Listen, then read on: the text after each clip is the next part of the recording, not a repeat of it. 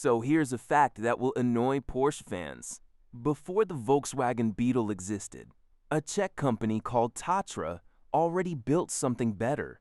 The Tatra T87 came out in 1937 with a rear-mounted air-cooled V8 and a body shaped like a teardrop.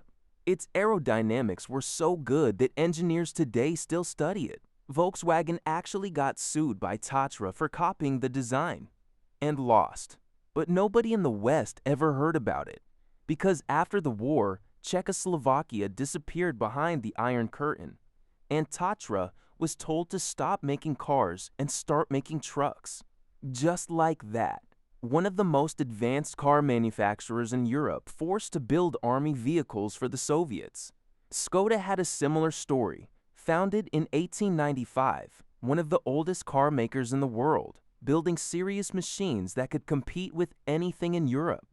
Then came central planning, steel shortages, and 5-year targets that had nothing to do with making good cars. The Skoda became a punchline in the West, but the engineers inside were actually talented.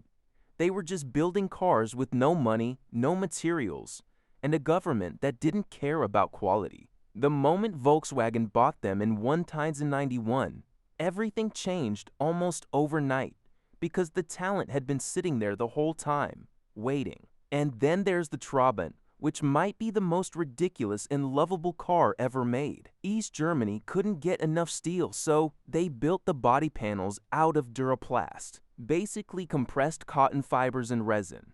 A car made partly of recycled clothes. It had a 2-stroke engine that sounded like a lawnmower and left a trail of blue smoke everywhere it went.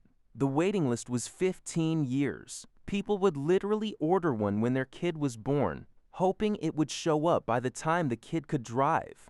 It was slow, it was loud, and it smelled awful. Everyone who had one remembers it with a kind of weird affection, like a terrible pet you couldn't help loving. When the Berlin Wall came down in 1989, the first thing that poured through the checkpoints were Trabants, thousands of them, coughing blue smoke, packed with families and everything they owned.